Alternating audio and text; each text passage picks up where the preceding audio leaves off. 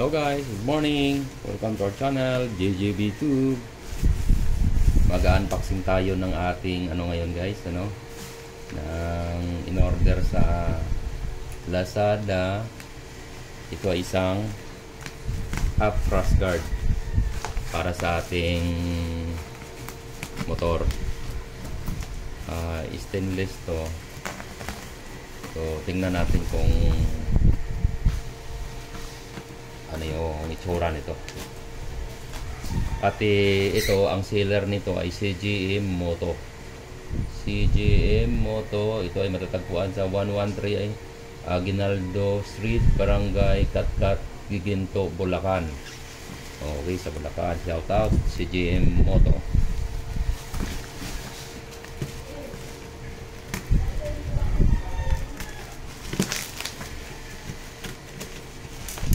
Maglalagay kasi tayo ng ating ekstrang ilaw sa ating motor.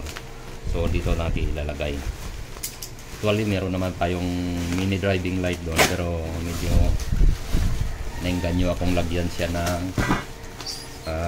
half cross guard. Half lang. Ayaw ko naman yung sobrang malaki siya. Okay. Sana walang damage.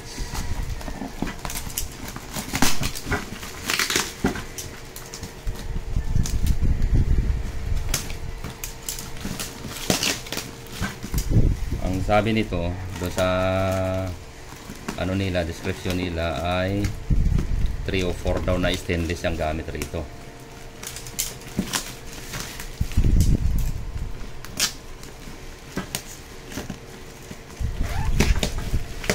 Yan, kita na natin.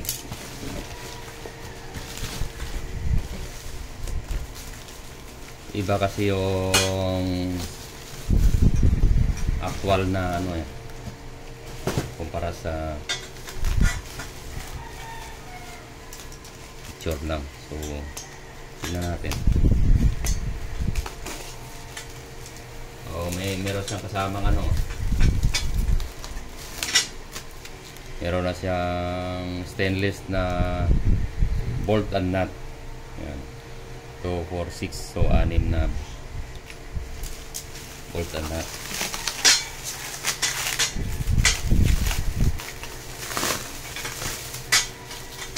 Ang nabasa ko sa description ng nito seller, ito ay siya 304, and then ang gamit na pang welding ay TIG weld. So tingnan natin. So tingnan natin kung guys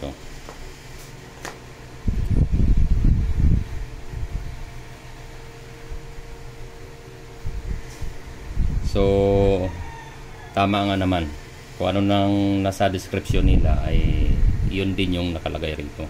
So 304 yan guys. Makikita nyo ba? Yan, 304, may number siya. So maganda yung pagkagawa ng dulo, talagang natakpan naman ng maayos. Tapos yung hinang maganda naman, butas ayos. So okay itong isa. Okay, tingnan natin itong isa naman. Yung isa walang damage guys, kasi hindi may iwasan minsan sa handling ng yan manggagaling. Alam naman natin yung mga store na hindi naman nagbibenta. Yung iba meron talagang mga store na medyo hindi mo rin pero may store na legit talaga na kung ano yung sinasabi nila, totoo yun. So ito akala ko dumi lang pala.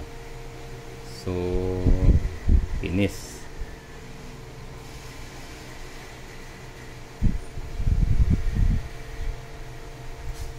Okay, ito ba yun?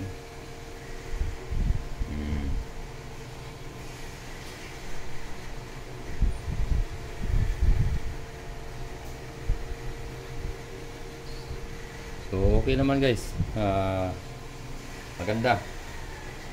Ngayon ang forma nito ay ganito yun ganyan. So ganyan nakaharap siya. Ganito yung forma niya. Yun. Ganyan rin.